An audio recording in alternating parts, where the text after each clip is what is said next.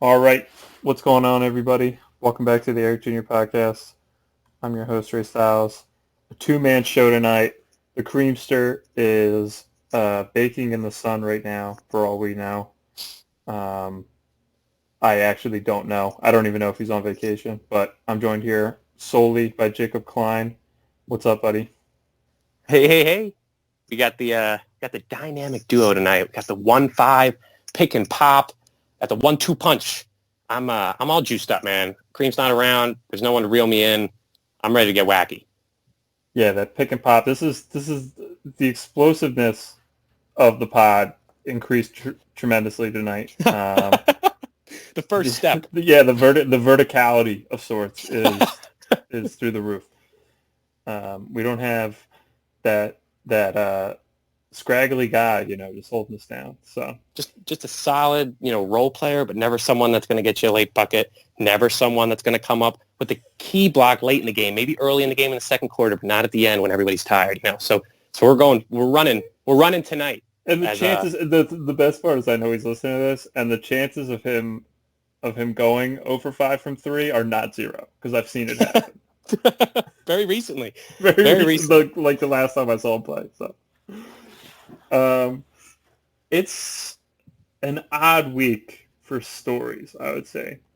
The sports world is still in its holding pattern, but we had a bombshell of like fast, swift action taken against the Washington football team. This is crazy, man. This was the carpet getting pulled out from under them in like less than 48 hours. We went from Monday, it's like, oh yeah, that thing that everybody like mentions out of the side of their mouth, but it's never really like gotten close to being changed, to they are now in review looking at the name. They've been threatened unbelievably in their wallets, and things have gone so fast for the Skinnies. Dude, like you said, this is something that's been talked about, as a side discussion and as something that's not, practically going to happen. And, as we've seen this year, I mean, things move quickly. The decision makers like in the organization really have to kind of come out of this on the right side. And it's something that, it should have been done a long time ago, but it's good that's finally being done. It's really a credit to all of the pressure being put, and it validates a lot of that work and a lot of the authentic like meaning behind why it's important to change the name.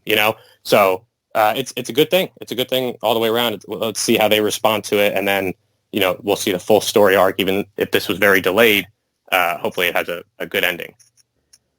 Yeah, the thing that's like sticking in my brain is FedEx is one thing because they have their name slapped on the stadium of the team.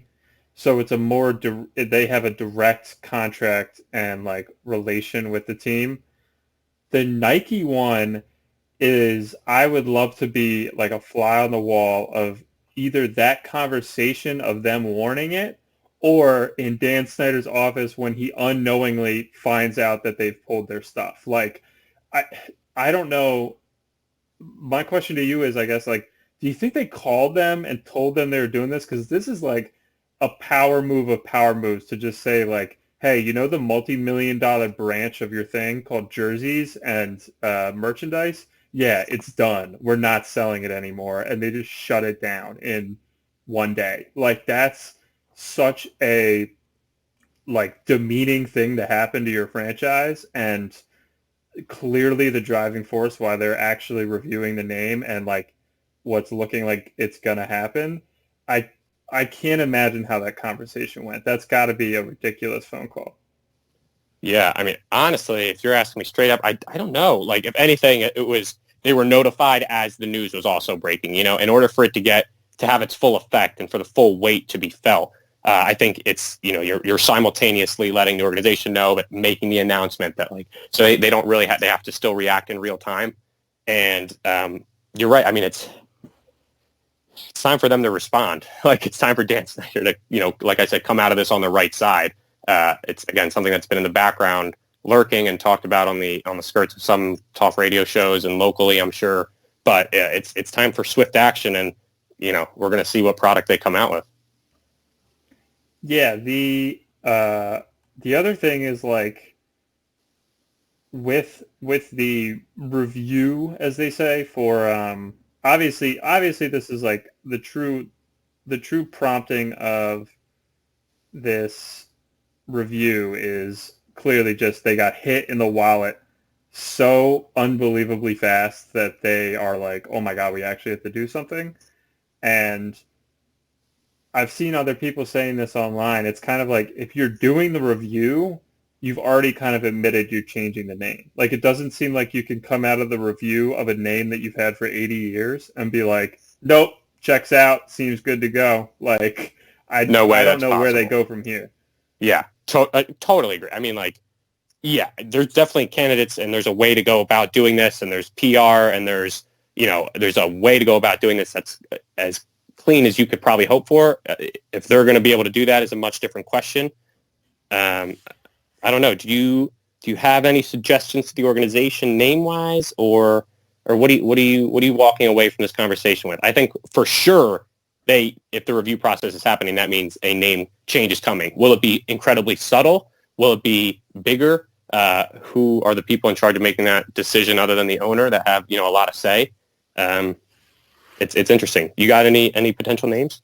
Okay, well, let me say this. So we didn't even discuss this as like a possibility. It hadn't really crossed my mind, but like, you just mentioned them making a subtle change. If they go to Skins, that's gross. Like, don't make your team name just Skins. Like, that's weird and gross. What's your mascot? Like, that's a weird thing. The largest organ in the human body. That's what it is. Yeah. Great fact. Great fun fact. The local radio, because I live 10 minutes outside of DC, so I was listening to a lot of the sports talk radio when I was in my car today. Obviously, this was the only topic of discussion. There were some good suggestions, I would say. I don't know, anything that like caught my eye. I would predict, like, everybody seems to point for two reasons. Like, the Warriors makes the most sense. Like, rolls off the tongue nicely. It's a good, like, sports team name, and they have these older helmets that they used to wear in like the 70s, I believe, that have a nice, like, very cool, like, spearhead, like Native American style spearhead, that you could keep the red and yellow, the yellow spear with the red helmet, and just kind of transition into that. It'd be quick and it'd be easy, and I don't think anybody would be super disappointed with the name. But that seems like the most safe upfront answer. And like, also, if I were them, I don't think I would pick it though, because I would want my own unique name. I wouldn't want to be like the Warriors, where people might confuse me for the Golden State Warriors, or if you're Googling me, like, I'm the same thing as another team. I would kind of, if I'm Dan Snyder, I'm probably picking up something a little more unique. Have I landed on the name that I would actually pick? Not at all. Some other ones that I heard suggested on the radio, I heard a couple others where they were kind of interesting. One was like the Red Tails, which gives you the chance to keep like the red R, or the red coloring with like the yellow R on the hats and everything like that. And the Red Tails, I heard, was like related to the Tuskegee Airmen, so you could get a lot more progressive with your name. Another one that I heard was like the Dukes, for Duke Ellington, who's from Washington, D.C. But I wouldn't say I've heard anything that like I love. Obviously, something like government related might be possible, but I can't say anything outside of the Warriors has really like made a ton of sense to me. Yeah, Warriors, like you said, is safe. Has some historical significance. Easy enough, sounds okay. Those are all legitimate factors. But I'm a proponent for going way bigger, right? I mean, this is a real opportunity. If you do this right and you come up with a great name, you could maybe attract new fans. If it's something really progressive, like Red Tails, if we know that has real significance, something along those lines, something maybe known more in the DC area than on a national scale, and then it can kind of become a cooler story as more people learn about it. I have some candidates. I'm not going to say they're great. Having just said that they would be doing well if they had a historically significant, important, progressive one. I have some really silly, wacky, and non-serious ones. Do you care to rate these, Raymond? I'll read them out and just give me 1 to 10. How good or bad? You ready for the first one? Yeah. First one, your new NFL franchise, the Washington Royals. Same R, Royals.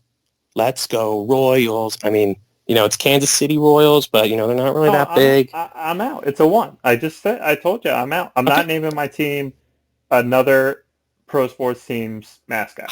But the Warriors are way different than the Royals.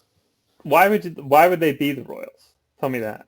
Just the R. I guess we're starting with one letter and we're going to go from there. We're going to see how people respond to it. So that brings me to our second candidate here. And this one is not a current American sports team, the Washington Rhinos. Washington Rhinos. Animals are a good thing to have. They're the way to have it. It's a clean way to be. Get an animal mascot. It's not weird. You don't have to create something out of thin air. Rhinos are big, powerful, cool, unique. I told you I live 10 minutes outside of DC. I see rhinos all over the place here. They're such a nuisance. They're in the trash all the time.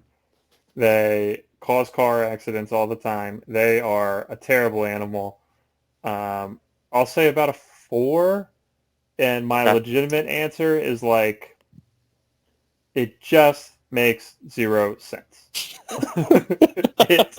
It's a great mascot. I will give you that, especially because you could go with a cartoony, childish rhino, which wouldn't be as good. But if you went with like you said, a powerful logo where it's an angry or intimidating looking charging rhino, it could be a pretty cool logo. You could think of some seriously good stuff, but it just makes 0 sense for the city. Okay. Well, I don't know if you can have it both ways. I don't know if you can have a cool, unique thing tied to the city and, something that could be a cool mascot and have that type of allure and be easy to market. I'm sorry. Are the Eagles not cool as any team in professional sports? Oh, they are, but they got that animal name. So I'm out here on this animal train, and rhinos starts with R, powerful animal, no association with the city. It's coming out of left field. Maybe that's something they're looking for. Maybe they don't want to have an inside joke associated with DC with it. Although they really would do well to try to do some type of political inside joke or something cool that people there would know. I don't know. Well, then I'm not even going to tell you my last name. It's another. I got to hear it. I can't know that there's another one floating out there in the universe, and I haven't heard. All right. I'm going to say it, and I want you to just move on from it real quick, okay? I can't promise it. The third candidate, your Washington Jackals. Your Washington Jackals. Going in a different direction here, still an animal, kind of a scruffy, not a bottom feeder, but, kind of is on the fringes of society. If it were a human, it wouldn't have it stuffed together really. Kind of like DC, maybe. A lot of people there, seem like they know what they're doing, but really, do they know? It's worse than rhinos because the jackal is just, you can't do as much with the jackal. You just can't do as much with the jackal. Not as versatile. It's like a 2. Maybe the Washington Swamp, or the DC Swamp. Ooh, something like that. That's kind of has a negative connotation. That's creative. That's creative. I like that. But we are forgetting. You could also do DC something. You don't have to keep the Washington. You could do the DC dinosaurs or something. The DC rhinos. You're right. That sounds even better. Yeah. Different animal, but yeah. So I am fascinated by it. There's so much marketing that has to get poured into this, and focus groups, and they got to do a ton of research and create new uniforms.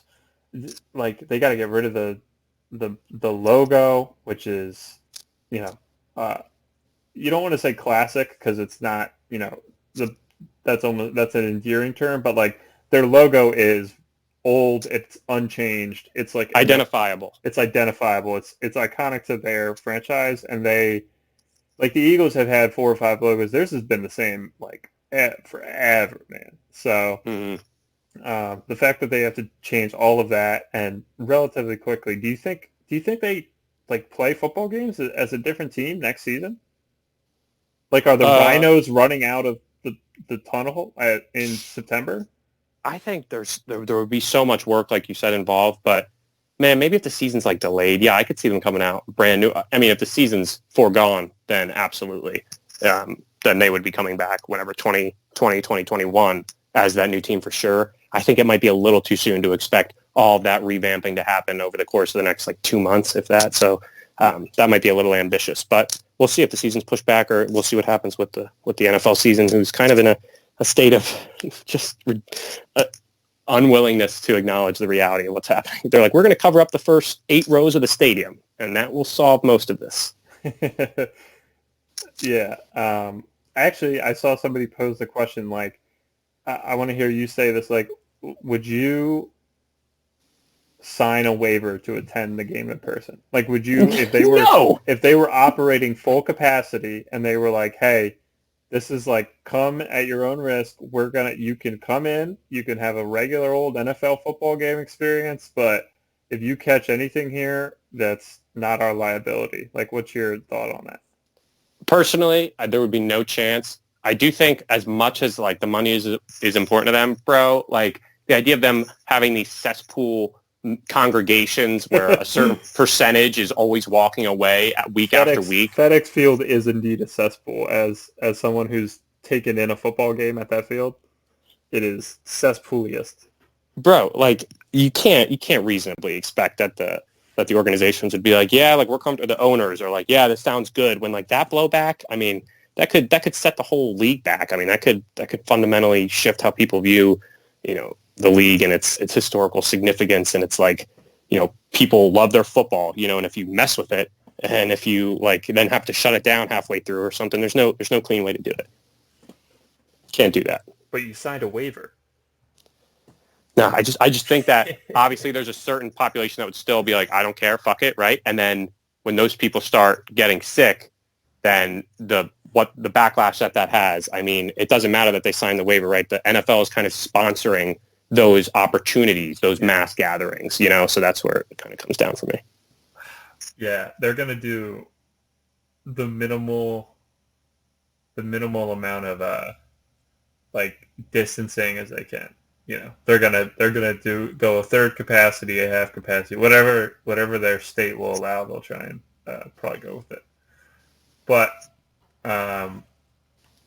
final prediction: yes or no? Are they the Warriors? That seems to be the lead candidate.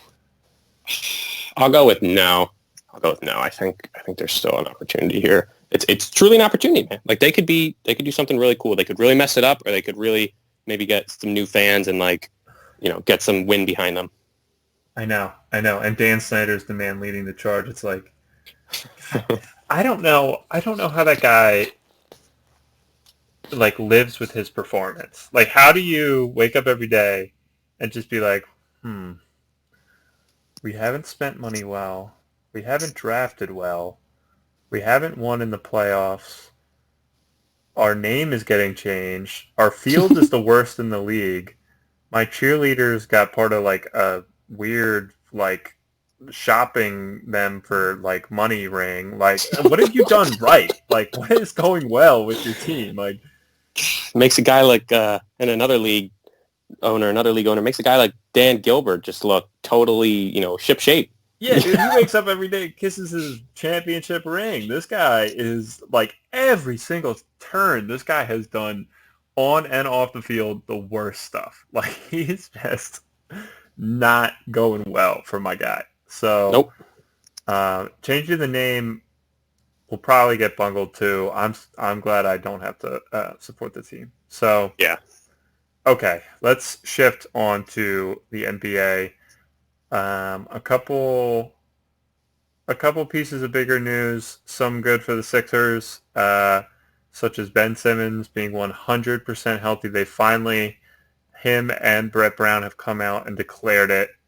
They are willing to put in. Ben has said he feels better than he did at the start of the season. Um, I still don't trust him. I don't. Yeah. Ben Simmons, you're lying to me. I don't trust you. You guys are always lying until proven otherwise with injuries. That's how I feel. Look, I've been hurt with this team before, and we're going to wait a little bit until we get Creamy back to get real deep in the details. But honestly, when Ben came out of the Bucks game, and the report prior to that happening was that he was going to be getting injections in game, and that was part of the plan. That really like permanently scarred me. That one was such negligence, such gross malfeasance on behalf of the Sixers organization, and for them to have been gifted this opportunity to have Ben Simmons effectively back at 100% is just, I mean, I'm grateful for it as a fan, but like they just truly don't deserve it. They mismanage their players on so many different levels, and I'm really excited. And he's had plenty of time to devote to this. We also have the reports about Joel really putting in the time, and Brett saying that he's worked more than anybody else. We'll see what that looks like. But with Ben, I'm grateful for it. I don't know if I trust it. I think it's so hard to make a determination when not even just like he might be playing pickup games with LeBron and stuff, but like his development and like what we should be expecting of him, even if he is healthy, like there's going to be some real glaring issues like up front, even if he is healthy with this entire team. So we should be grateful for it, but the Sixers don't deserve him. This is a sidebar on our last topic. I literally just got a notification on my phone that the Cleveland Indians are also beginning their own review of whether they want to stay with their team name. Wow. How do you feel about that? Do you think they are in the same boat? No. I think their review could come out without a change, and it doesn't have nearly the effect that like the Redskins not changing does, if that makes sense. Yeah, because theirs has its own web of, well, first of all, it's just like a wrong statement. Like it's not the correct term for the group of people. But I would say theirs has much less, just clear harshness around it. And it's like a much more tolerable term to say out loud. So I could see the same thing happening where they ponder it. They say like, is it worth the change? No, and then they stick with it. But as for back to the Sixers, I mean,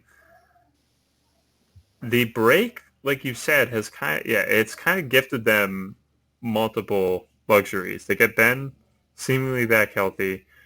It gives Joel like a mental rest, which I think even more than the physical. Like the physical is obviously helpful, but I just like, I think about like Andrew Luck in the summer when he was just in that press conference describing his sequence of the past 6 years in a row, which is like play football, have an injury, rehab, go through pain, and then rinse and repeat for 5 or 6 years straight. Like that's also been Joel's situation. And if it can cause a guy like Andrew to spontaneously retire, not saying I think Joel is going to do that because it's a less physical sport and he has, plenty of prime left and plenty of financial reasons to keep playing. But the thought of him at least just getting 4 months away in terms of out of the spotlight, but also out of the, harsh cycle. Yeah, the limelight and the harsh cycle of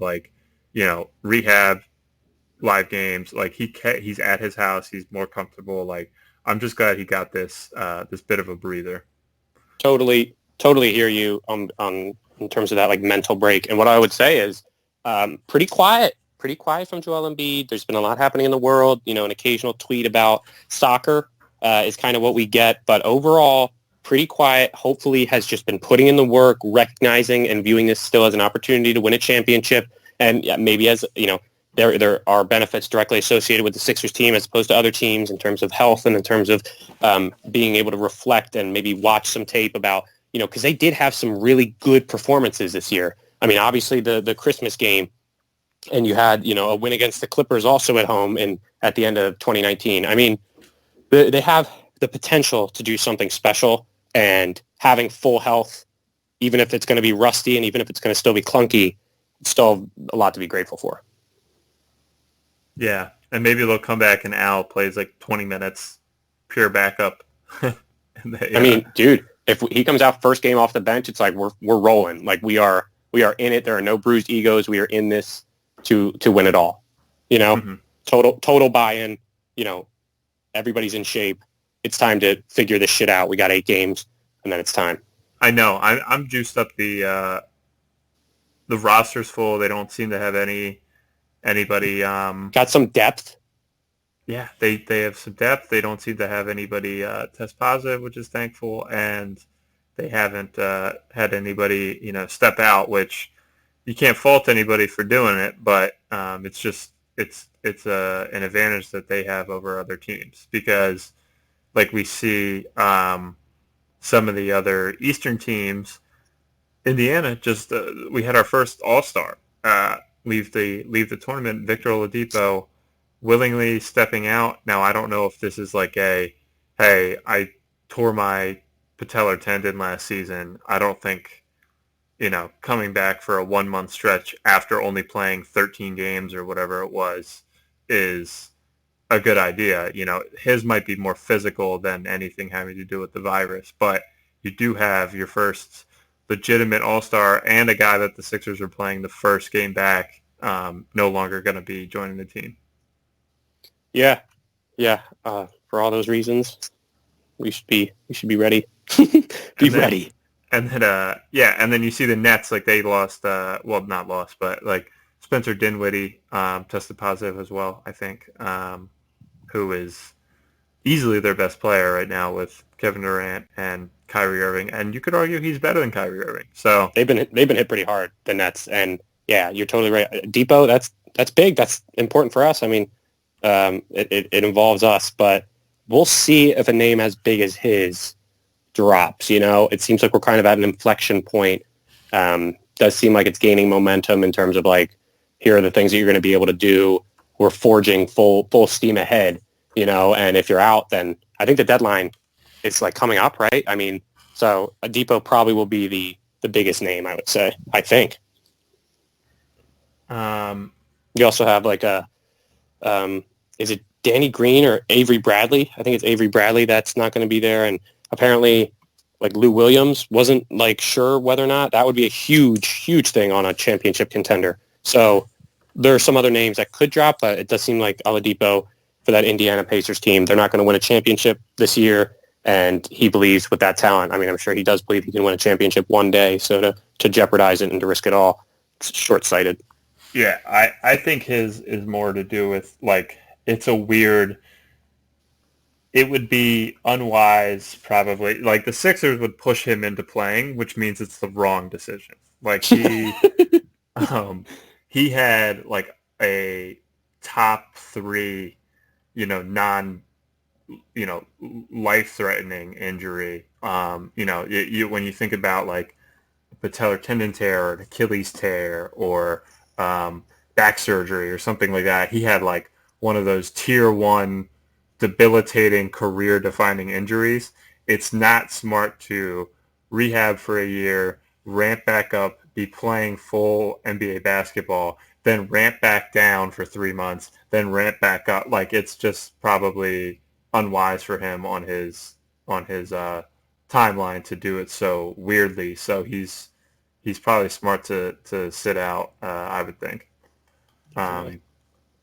The other thing that you mentioned that was interesting is before the pod, you were kind of weighing the validity of Giannis's comments. They're kind of self-serving because he's kind of trying to place the breadcrumbs of his own legacy, but him stating that this championship could be arguably more meaningful given the uncertainty around it and how like legendary it'll become after everything's played out. Yeah. So interesting comment coming from the probable, MVP back-to-back.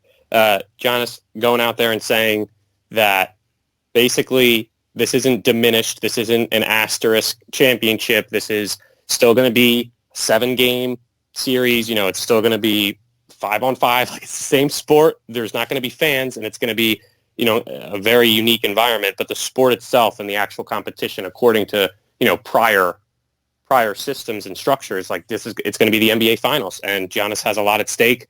To win this one, obviously, would mean a lot for him and his legacy, and to kind of get it out of the way. But, you know, I'm a guy that kind of looks at this and says, you know, this is added fuel, man. If I'm on the Sixers, if I'm on the Celtics, like, all you want to do is just like spoil this guy who kind of has taken over the league, you know, the past 2 years, and his dominance. The Sixers are uniquely equipped to maybe be that team to make this guy regret making this quote. They've got 3 bodies, I would say, they can legitimately throw at him, and Ben Simmons, Joel Embiid, now Horford. Not a lot of, I think, top-tier contenders really have that, and obviously you're going to have to factor in Giannis if you plan on going to the finals and winning the finals. You got to go through him. So this quote shows you that he's very aware of the situation. He's aware of the chatter going on. Is it even worth it to come back? Obviously, he has a lot at stake. He's with it would have been maybe a 70-win basketball team, which is obviously impressive, and he's leading the charge. But for other teams, man, I look at this and say, man, I just want to spoil this guy's whole year, bro. Like, I know it's been a pretty bad year, but, you know, obviously Giannis wants this desperately, and if it's him against the Lakers and he wins, you know, I still think it'll have an asterisk. But if it's the Sixers and the Lakers, you know, we didn't say any quote beforehand. We just went in there and took care of our business. So I feel like it'd be more legit. Mm-hmm. Mm-hmm. Very true. I want the Sixers to win, and I want the asterisk. I want the chaos. It adds to the lore. Feed me to the fire. The other thing that's interesting is there was a release for this, like, Bubble 2, the Chicago version, and it's literally just for the junk. It's for the castaways. It's like a mini camp, like semi-tournament kind of setup, and you have the 8 teams getting together just so they can kind of get some extra player development. They're not behind on game action.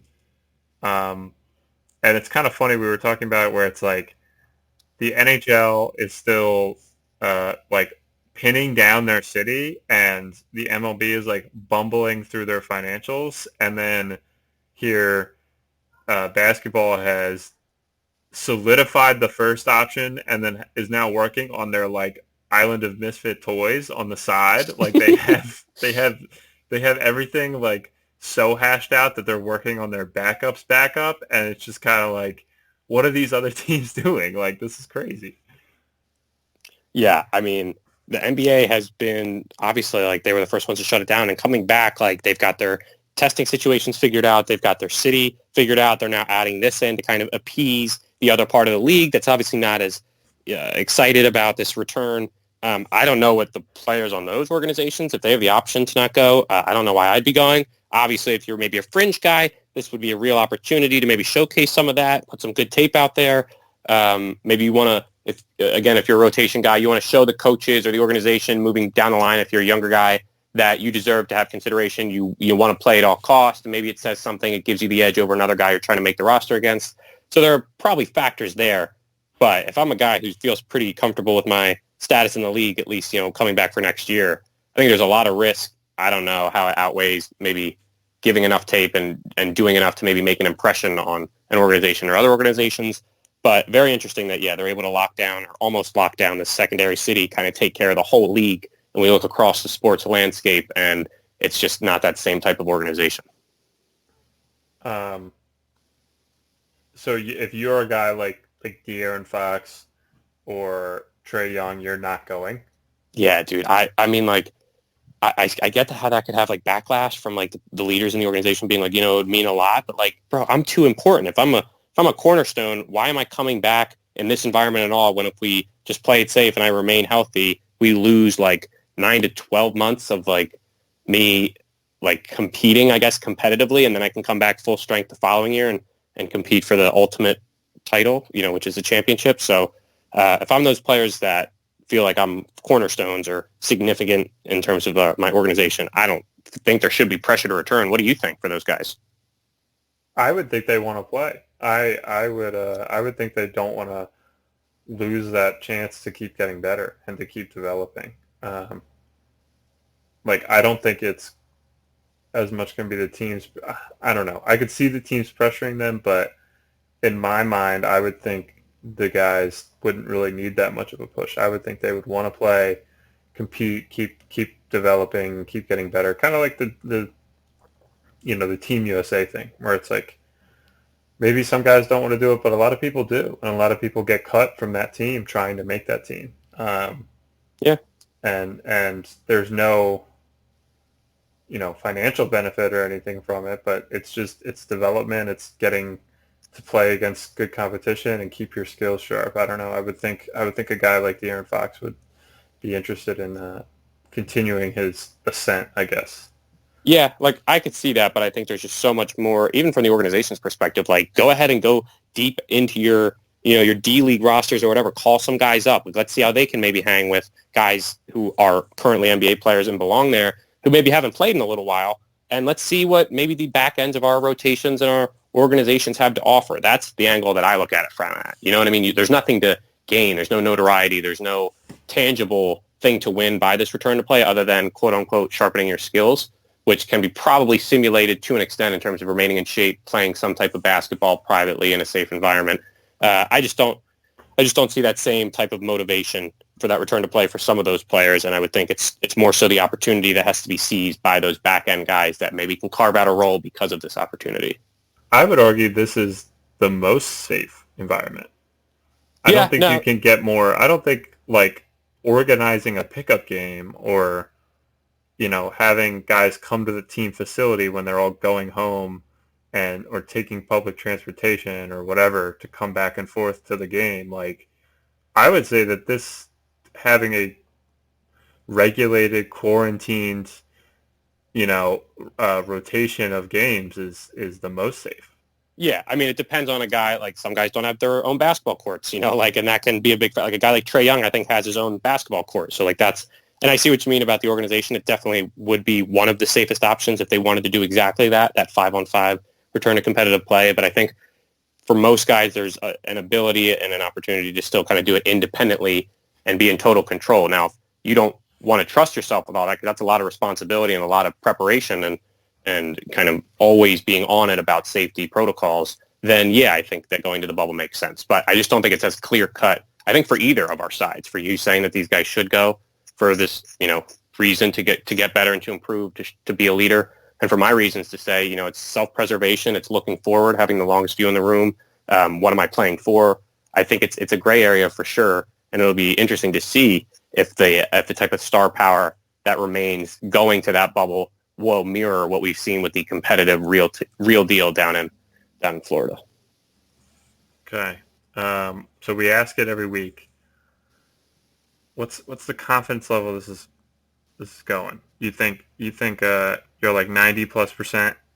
Dude, I'm like 93%. That used to be the cutoff for an A in schools. Now it's like, a 90 will do it. 93 used to be the real A. Yeah. I'm very, very confident. I think this thing's happening. Yeah, the old 93.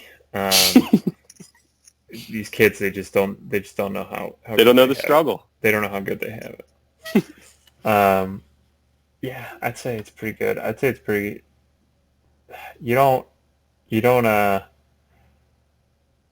eat this type of money if you're a professional sports league. They're going to do what they can do to try and get this product out there. Okay.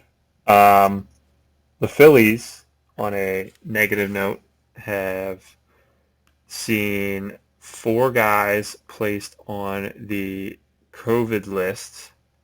I guess the teams can't legally say that's what they're being placed on, but they were placed on an injured list without injury designations, which is essentially saying what they're getting put on there for. 2 big-time players among the group, Scott Kingery, Hector Neris, Tommy Hunter, and Ranger Suarez. Suarez, I'm not sure what his contribution expectations are, but Kingery is a starter. Hector Neris was easily the best reliever for the team last year. I mean, not even close. And I hated him. Hector Nervous. I'm glad you said it, because just because he was their best doesn't mean that I enjoyed watching him. Oh, I hated it. Not him personally. I hated watching him pitch. It was anxiety-inducing. He did not, for a guy who was very in control and had a great ERA and was pretty consistent, he looked very out of control in those leverage situations. And then Tommy Hunter, who was would I say a splash signing? No, but he was expected to contribute right away. Him and David Robertson, and those two were kind of the duds of last season, where they just both immediately had injuries. I think his was like a flexor strain in his forearm, and were total zeros in terms of contributions for 2019. So he's off to another rough start as a guy who, a year ago was expected to be contributing pretty consistently in the bullpen. So disappointing start, but you had to kind of expect it given the outbreak at the Florida facility. Yeah. You knew, if you were being realistic, that you were going to have a couple probably test positive. Now Kingery, that one's pretty tough. He looked like he was yoked. He's incredibly versatile. He has, got a great contract. Like, this guy's just a great player, good for the organization to have, and was really kind of going to come up this year and be a big player for us. So and then some bullpen arms as well. I actually think Ranger Suarez was a decent reliever. I think he could actually be a part of the rotation. We could see what happens, but honestly, the takeaway I have is, if it's going to be, some of our sports teams are going to be affected, I guess I'd rather it be Phillies players than Sixers players. I know that's kind of messed up to say, but I just have more invested in the Sixers, this MLB 60-game season, and if they're going to play at the stadiums, and the schedule, if it's going to be AL and East or just your division. I mean, I'm much less excited and less invested emotionally and everything about the MLB return to play, whereas Sixers doesn't seem like anybody is, afflicted. So we're kind of going all steam ahead, all hands on deck. And with the Phillies, this kind of maybe is just a precursor to what we can expect across the league, and maybe it looks a lot more bungled than hopefully we see with the NBA. Yeah, it's just it's a messier situation all around. If I look at I'm looking at Tommy Hunter, his stat sheet right now. In 2018 for the Phillies, 65 games, 64 innings, 3.8 ERA, and then 5 game. Pretty rough start to this season in what was supposed to be a bounce back year for him. They've been decimated, that bullpen, in recent years. Just with injuries, it's been devastating. Yeah, and Girardi said Sir Anthony Dominguez still hasn't gotten Tommy John surgery. Oh my God! What's going on? Get the surgery, man. Get started. Yeah. He went through all of last season with probably a partial tear in there,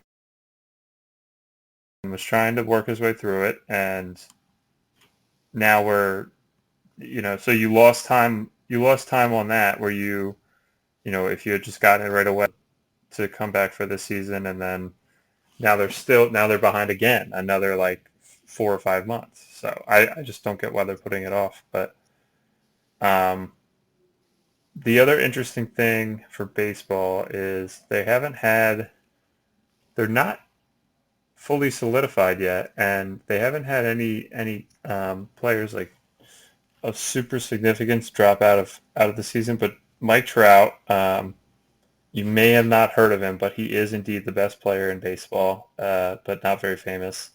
He said that he's actually still very much weighing, considering not playing. I think he might have a newborn child, and then he said today he's still not completely sure about the safety of going through with it. If they start losing guys like him, I mean, like you said, this has been a bit more jumbled of a league, but that would just be a disaster for even the short season.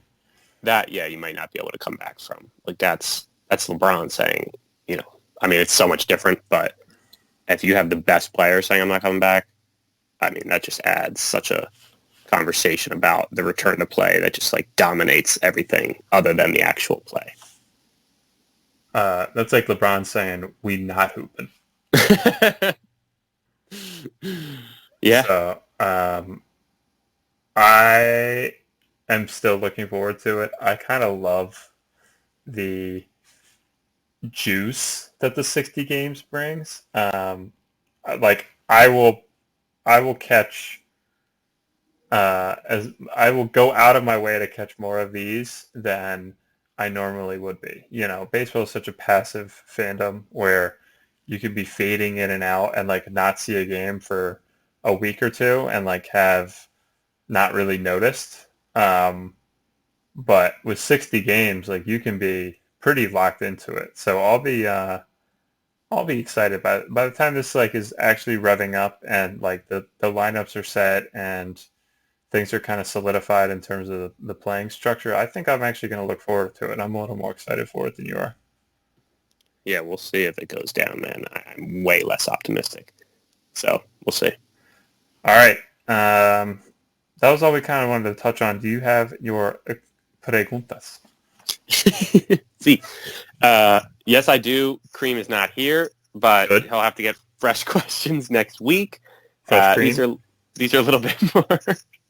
These are a little bit more level-headed, a little bit more centered, a little bit more calming questions this week. So we're gonna bring you in with a nice calm voice. Your first question for this week's pod, for the end of this week's pod, is more likely to hit a game winner in the Orlando playoffs.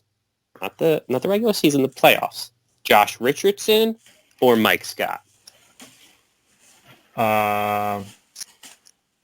Richardson, man. It's got to be him.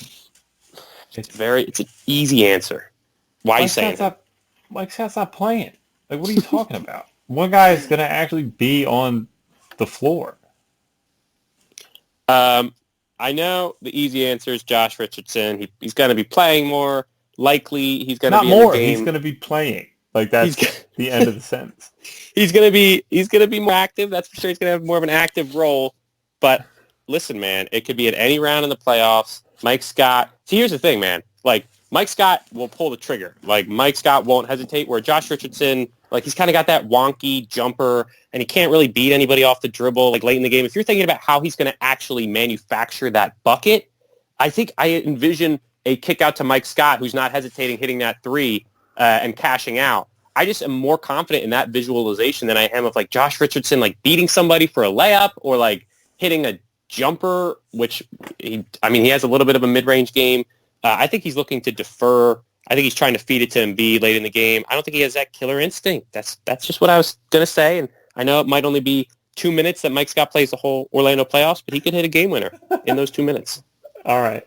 I see your argument. I think Josh has plenty of killer instinct, but I would say I will say this: the offensive repertoire is less tasty up close and personal. I'll say there's a bit of grass is always greener with him. Where when he was on the Heat, it was like, God, that would be a fantastic addition to the team. And then he's just kind of he doesn't shoot quite enough for what they need him to do. He's not really a secondary ball handler. Like there are some flaws to the game for sure. Okay. All right. See, that's all I'm asking for is just a consideration. Now, question number 2, I'm going to take you in a totally different direction here. Question number 2, we're talking about GOATs, greatest of all times. You've got Michael Jordan, obviously, the realm of stand-up comedy. A guy like Dave Chappelle, I think, is considered, one of the best. Can you give me a GOAT in any industry or field? This is a very broad question. Give you a moment or two to think about it. We're thinking about people who are the best to ever do it. I had this discussion 2 days ago with somebody. Wow. About a different field. A guy was telling me he had 2 GOATs. of actors. And the one was pretty standard, and the other one was a little bit of a surprise, but I'm sure you will love the topic. And then I had a completely different answer of him. Fantastic. Now, as I saw a little bit here, can you I want you to think before you hear my answers, to kind of have your own in mind. Okay. But the guy said he thought the two best were Leo, which is, I think, a pretty standard answer, and then Edward Norton. He said was like what he considered the other like greatest actor of all time. Nice. What do you Yeah, think Ed about Norton. that? Ed Norton, I'm totally on board with. You think so? Like, Has yeah, he I done think like enough? Has he had like enough like hits? You think? that's definitely like a dark horse candidate, but his actual skills in terms of creating a film and what he can add to it, and his presence, I think all those boxes he kind of checks off. Yeah, he might not have the volume of those big classics, but yeah, that's a sneaky dark horse pick that I could support. You know, I'd probably want to stack it up against some other guys, but that's definitely somebody that that is in that conversation for sure. Now, what do you think about those guys? I think Leo is the best of like the last 20 years. I think he's hit like a run here. Like we're living in the run that will be talked about like 20 years from now. Does that make sense? Yeah, Where it's like, yeah, oh, remember when he was on that 15-year run of like The Revenant and Wolf of Wall Street and um, Inception, Inception. Django. Yeah, remember when he had that run? Like if he falls off later on or like stops making as many movies, this will be the time that people are like, that's when he was on top. Yeah, Um, but as for like Edward Norton, I only know him from like his big role, like American History X and Fight Club and stuff. So I can't say can speak on it one way or another. He's obviously fantastic in those movies, but I don't know if he has like the volume, at least from what I've seen, to be like somebody that I would seriously consider because I just haven't watched enough movies with him. I would say, and I had a different answer than him. I would say, dude, Tom Hanks is the greatest actor of all time. Like whoa, all right. he is, dude. Like he had a 15-year run there from like the mid 80s to like the early 2000s where he was just money and in so many different things. Like this guy was ridiculous, man. Like if you look at his late 90s, you just have like the Toy Stories, Saving Private Ryan, Castaway, uh, Forrest Gump from like the mid 90s, Philadelphia, Sleepless in Seattle. Like he just had a run of like 15 years where this guy cranked like two top box office movies a year and so many different like varied roles and everything, man. He's ridiculous. Yeah, yeah, that's also a good answer. Him and Leonardo DiCaprio, very good answers. Um, Other than like acting's tough because it's like that body of work. It's like you got to be a little bit biased depending on like Tom Hanks, like that versatility of being able to do like a romantic comedy kind of and not just being and then also seeing it in Private Ryan where some of these guys maybe don't have that same. Obviously, Leonardo has that, but that type of versatility might be taken into a different account. He's never going to have a role like The Revenant. So in the way that you view their discography or their cinematography, records, it's going to be a little bit biased depending on what kind of films you like. But both of those very good answers. Yeah. I think he could though. That's what I'm saying. I feel like he could do something like that and pull it off very well. You think uh, That's why I think he's so talented. Like you think Tom Hanks or Leonardo or who are you talking about? I'm saying Tom Hanks could be in The Revenant, could be the lead in a movie like The Revenant and be Oh, very really? good. Yeah. Oh, that's where I In a think. physical I movie mean, like that's that. right. That's a very specific. That's a very specific role. I'm not doubting Tom Hanks. I just do think there's something about I don't know if Tom Hanks could have done the scenes that Leo did in Django, for example. So like, there's that type of acting makes him just a different level of like that quote unquote like talent. Like Leonardo is definitely higher than Tom Hanks for me, but that's still I think a very good answer. Like clearly, it's Leo then Tom Hanks for me. Okay. Do you agree with the Edward Norton? Are you saying you might concede that's correct? I mean, I'd take it into consideration. I really like it. Like, I wasn't expecting it. I guess I jumped the gun a little bit. Like, but I still like it. I'd put him. He's in that conversation. But if we're having the conversation, it starts with Leo, then a guy like Tom, then Edward Norton behind him, and then there's like Robert De Niro, and there's other guys who have been around longer. I don't know. Yeah, it really depends. I love a guy like Bradley Cooper. Like, that dude now is just like can just play almost everything. So. All right, if we have a single listener over like 50 years old, they're probably punching their windshield right now. Like Clint Eastwood. Like, I don't know, man. Like Steve I don't know what those guys want. It's Steve McQueen. Yeah, these guys. Joe Pesci in Casino. Yeah. So that's interesting that you brought that up. The old GOAT talk. That's all anybody has these days with no live sports. You just have rankings. You just re-rank things that you've already established, like, from the past. Yeah. All right. Good answers there. Good long answers. Number 3, our final question. Close it out on the pod tonight. Ray Styles, if you can only drink 2 other things in your life other than water for the rest of your life, so you get water, you get to choose 2 other things. These things can be, if you want to make one of them like a beer, so you can always drink beer, or like, I guess a certain type of alcohol, so you can always indulge in that, fine. It could be smoothies, soda, juice, whatever. You give me 2 things that you have for the rest of your life other than water.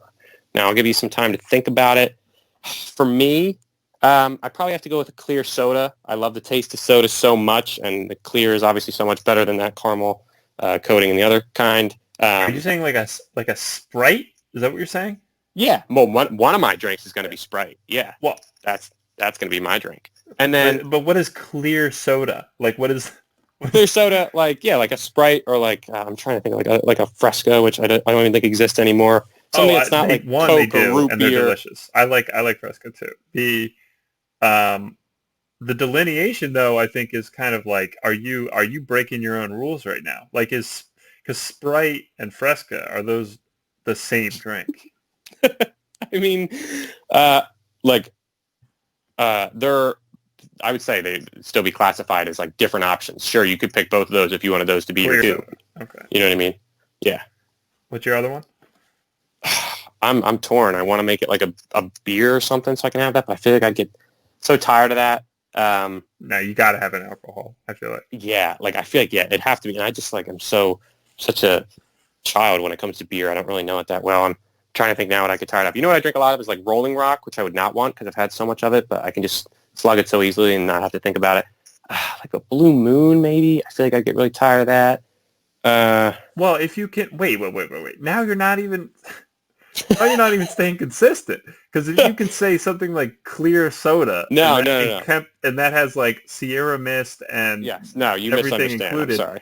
Then you shouldn't have to like pick a brand. You should be able to just say like, wheat beer or something. Beer or something. Yeah. I apologize. I need to clarify. No, clear soda is not everything that goes into that category. You get one type of that. I was just saying that like Fresca and Sprite Zero, all those would be different choices. So one of my options would literally be Sprite, the drink Sprite. And I'll go with my second option.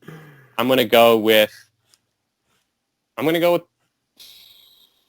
Blue Moon, probably. That's my favorite beer. Okay. I would probably say I was torn between like milk and Gatorade as like the non-alcohol, because I would say 2 totally different experiences there. 2 totally different, but I tip the scales in Gatorade because I never drink milk like as not like a utility. Like I only use it for like a protein shake or like coffee or like pouring into something else. But I don't really I never drink it like as an adult, just a fresh glass. Maybe with like cookies or something. But I guess I'll say the Gatorade. And then maybe is it crappy to just be like Bud Light? Like, is that just like no terrible idea? Like it's gonna be, as long as you don't like hate it, you're gonna be just drinking it to get drunk because it's the only way you can get drunk. So it shouldn't be something too like bitter or like fancy. If you're like Stella Artois, it's like, man, I get tired of that shit after a week. I'd hate it. I'd hate well, being also, that guy. I'm also not trying to like have to drop a bunch of money like every time I want, just like anything. You know what I mean? Like I'm not trying to drop $15 on a six pack every time. Every time, go yeah. out. Yeah.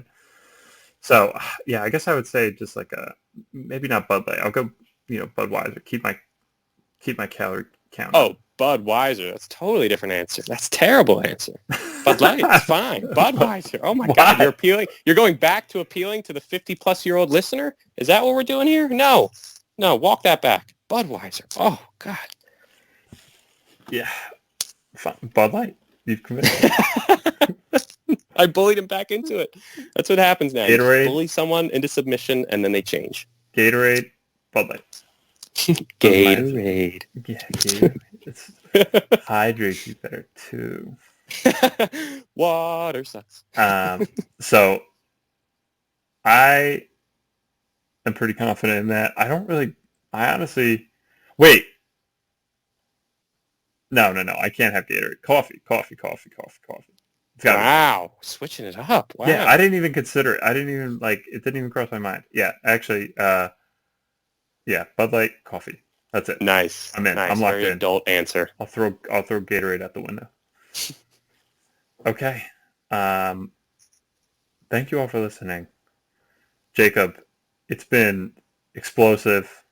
It's been a 1-2 punch. There's been so many pick and rolls without the creamster clogging the lane with his inability to stretch the floor or block shots or rebound. Do you have anything else to say before we get? And he's out of shape. Yeah, I mean, listen. Last time we saw Cream play basketball, it wasn't great. Last time Cream was on the pod, I would also say it wasn't great. So Cream, we need you to come back on next week. We need you to provide us the spacing that will not amount to any buckets, and we just need you to support us. And we hope you come back soon, buddy. Yeah, maybe we'll give you a 3 to 5 month break if needed.